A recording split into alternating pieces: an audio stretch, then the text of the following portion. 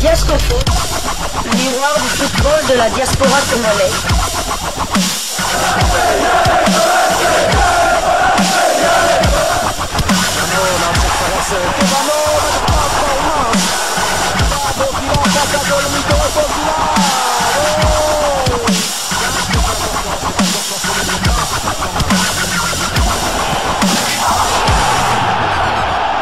Diascofoot, le miroir du football de la diaspora congolaise.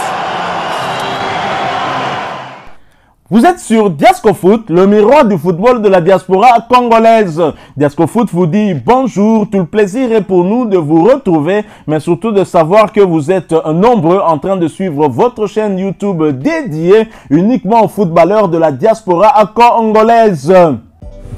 C'est avec beaucoup de tristesse que nous avons appris le samedi 13 avril un accident grave. L'international zambien qui a évolué ici en République démocratique du Congo au sein du club du tout-puissant Mazembe Anglebert, Rentford Kalaba, avait connu un accident grave du côté de la Zambie, accident de la route bien évidemment, et il y a eu des informations qui ont circulé comme quoi il était déjà décédé, mais on peut le dire sans avoir peur d'être contredit. En tout cas pour le moment il reste dans le coma et toutes nos pensées vont vers lui et surtout vers sa famille aussi. Prompt rétablissement à cet international zambien qui nous a fait plaisir ici en République démocratique du Congo. Il était fidèle au tout-puissant Mazembe Anglebert, un adversaire de taille pour plusieurs clubs congolais et même pour les Léopards, parce que les Léopards ont eu à affronter à plusieurs reprises les Chipolopolos de la Zambie et nous sommes vraiment peinés par ce qui lui est arrivé. Tout à fait. Une triste nouvelle, d'autant plus que la personne qui conduisait le véhicule est décédée malheureusement. Donc c'est vrai qu'il y a eu des nouvelles contradictoires. D'abord même le site TP Mazembe avait annoncé le décès de Rentford Kalaba, mais heureusement, Dieu merci, ça ne s'est pas passé comme cela. C'est vrai qu'il est toujours dans un coma. Il a été plongé dans un coma artificiel et on espère des très bonnes nouvelles, non seulement pour lui, pour la Zambie et pour toute la famille du football, parce que c'est un joueur, comme vous avez dit, qui a porté haut quand même les couleurs du TP Mazembe, un club mythique congolais et africain. Il a remporté tous les titres possibles avec le TP Mazembe.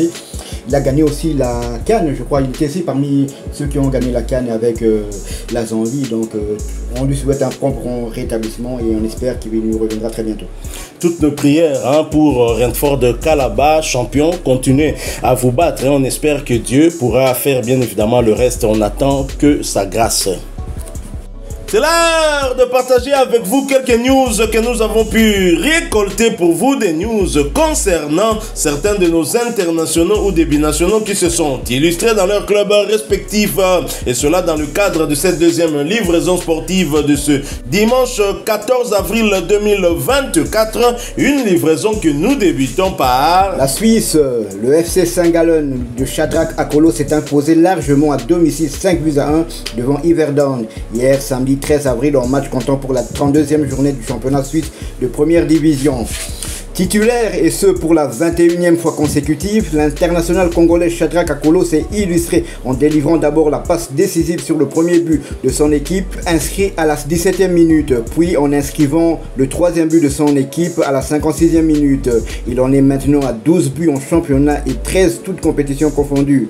Il a ainsi délivré 2 passes décisives au total.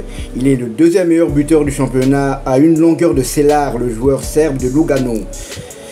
Cette victoire de Saint-Gallen lui permet de se relancer après le nul concédé la semaine dernière contre les Young Boys de Meshak Elia. Saint-Gallen totalise 47 points après 32 matchs joués, occupant provisoirement la 5e place au classement. Shadrack Akolo et ses coéquipiers de Saint-Gallen tenteront d'enchaîner une nouvelle victoire lors de la 33e journée prévue le 21 avril en déplacement contre le FC Zurich de Jonathan Okita. Zurich justement a été battu à Lausanne Sport 1-0. Jonathan Okita a été titulaire pour la 8e fois consécutive avant de sortir à la mi-temps. Son temps de jeu est de 2551 minutes sur 3487. 33 matchs joués sur 36. Il a marqué 11 buts, toutes compétitions confondues, et délivré 2 passes décisives. Le FC Zurich est 4e avec 48 points. Prochain rendez-vous, ils recevront Saint-Gallen justement le dimanche 21 avril pour le compte de la 33 32e journée de la Super League suisse. Nous restons toujours en Suisse, mais cette fois-ci en seconde division à la Challenge League. Victoire du FC Sion sur le terrain de la Lanterne Rouge, le FC Baden. Score final 0-3. Fayoulou était bien évidemment titulaire pour la 34e fois consécutive. Il a aussi profité pour réaliser son 16e clean sheet de la saison. Son club est leader au classement avec 64 points, soit 4 de plus que son dauphin, le FC Thun, qui compte néanmoins un match en moins. Prochain rendez-vous pour le FC Sion. Il recevra le Stade Nyonnais le vendredi 19 avril pour le compte de la 31e journée de la Challenge League. Du côté de FC Baden, Anthony Mossi, l'autre gardien international bien évidemment, était sur le banc. Cette saison, il n'a disputé que 3 matchs sur les 30, mais il a tout de même réalisé un clean sheet. Le FC Baden est dernier avec 24 points, 7 points de moins que l'AS Bellinzona qui est avant-dernier. Prochain rendez-vous, ils se déplaceront justement chez l'avant-dernier le vendredi 19 avril pour le compte de la 31e journée de la Challenge League.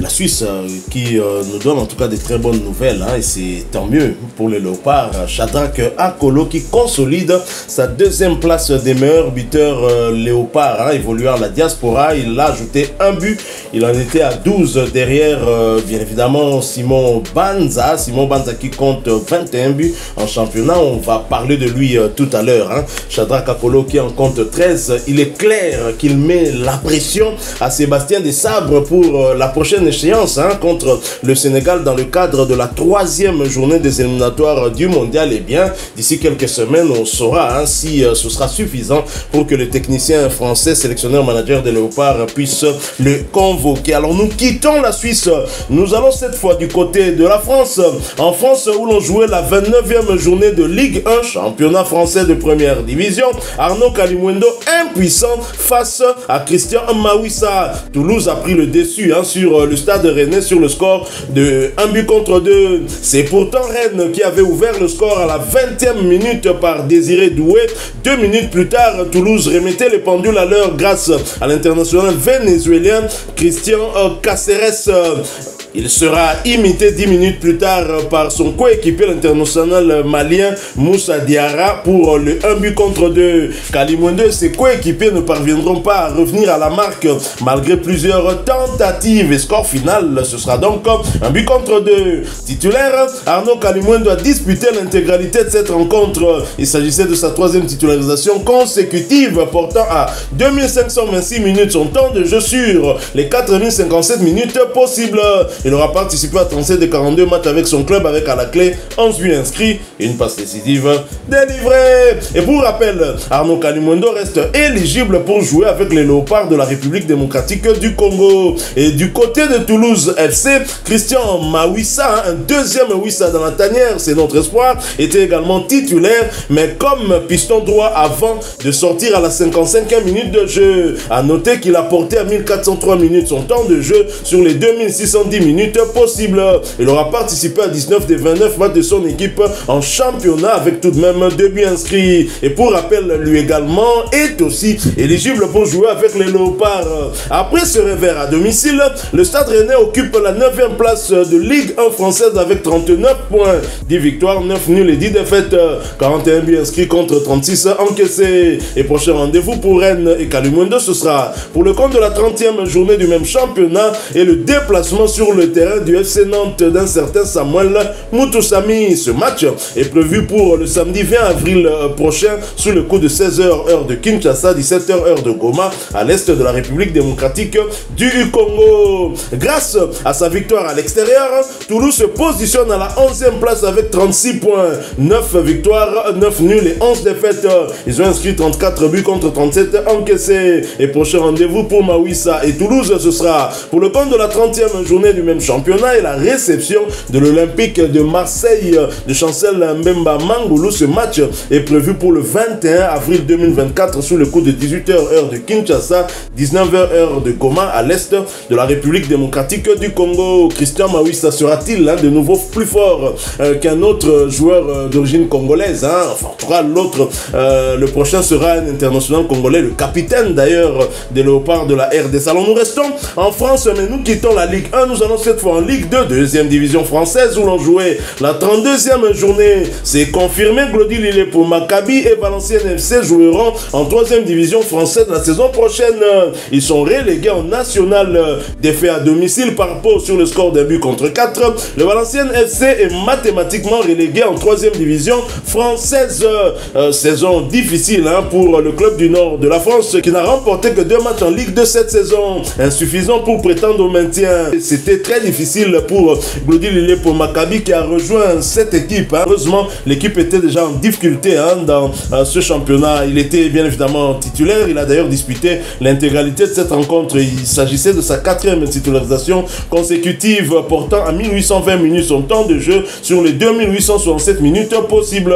Glody Lillet pour Maccabi a participé à 28 des 31 matchs avec son club, avec tout de même 3 buts inscrits et 3 passes décisives délivrées. Après ce revers à domicile, Valenciennes occupe la 20e place, la dernière, avec 17 petits points et est officiellement relégué en 3e division.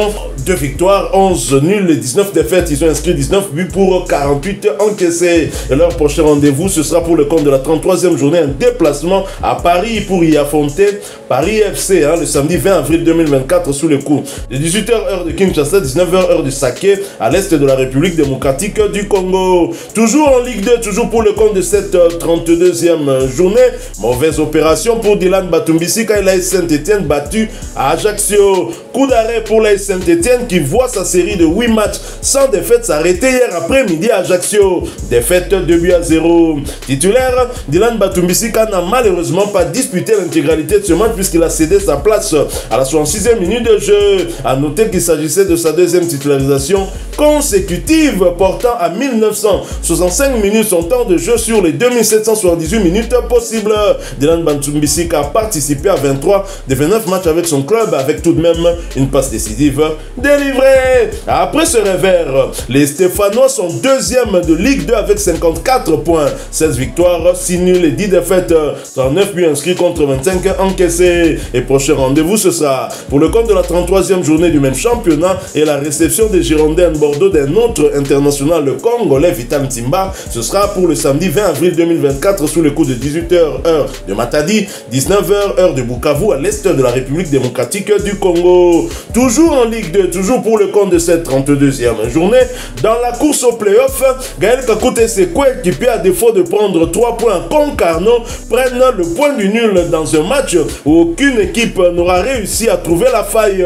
Score final 0 but partout. Gaël Kakuta était bien évidemment titulaire, mais malheureusement il n'a pas disputé l'intégralité de cette rencontre puisqu'il a été expulsé à la 60e minute de jeu à cause d'un carton rouge reçu qui aurait pu coûter cher à son équipe.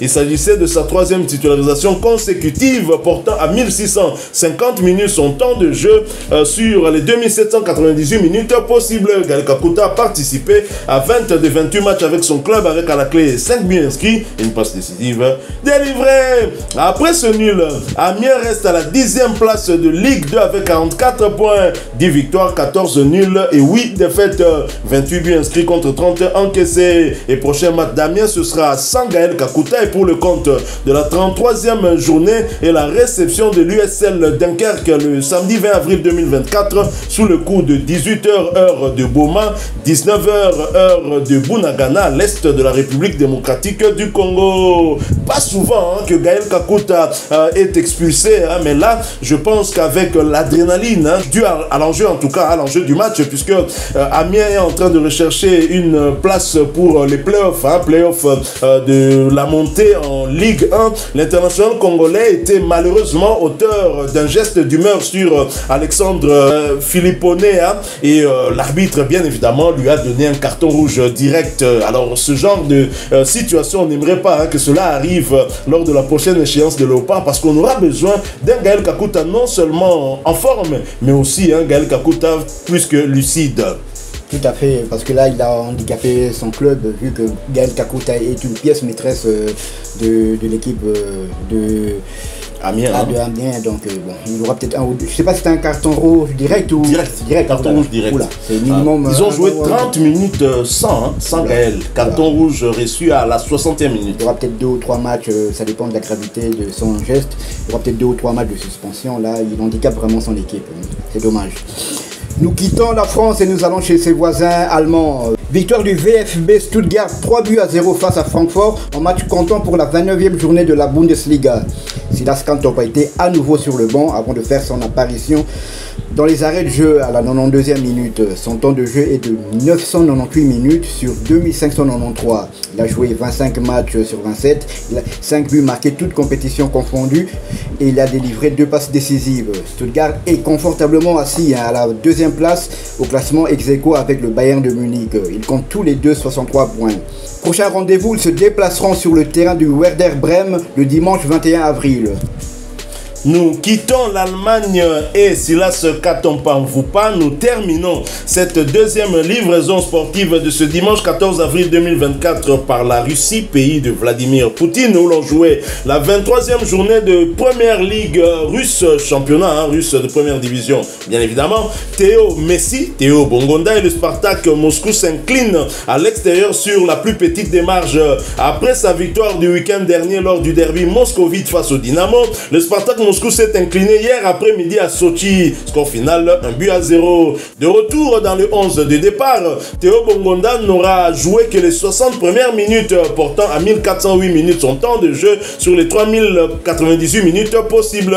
L'international congolais a participé à 26 des 32 matchs avec son club, avec à la clé 5 buts inscrits et une passe décisive délivrée. Après ce revers, le Spartak Moscou occupe la 6e place du championnat avec 35 points, 10 victoires, 5 nuls et 8 défaites, 29 buts inscrits contre 28 encaissés. Et prochain rendez-vous pour Théo Messi et ses coéquipiers, ce sera pour le compte des demi-finales retour de la Coupe de Russie, mercredi 17 avril 2024 sous le coup de 17h30 heure de Kinshasa, 18h30 heure de Mouchake à l'est de la République démocratique du Congo. Voilà qui met fin à cette deuxième livraison sportive de ce dimanche 14 avril 2024. Si vous l'avez aimé, laissez-nous un maximum de j'aime. Merci de partager avec nous en commentaire votre point de vue. Vous êtes nouveau, abonnez-vous s'il vous plaît. N'oubliez pas d'activer la petite cloche de notification. Elle vous permettra de ne plus rien manquer des prochains sujets que nous allons vous proposer. En attendant, portez-vous bien. Diasco Foot vous dit au revoir.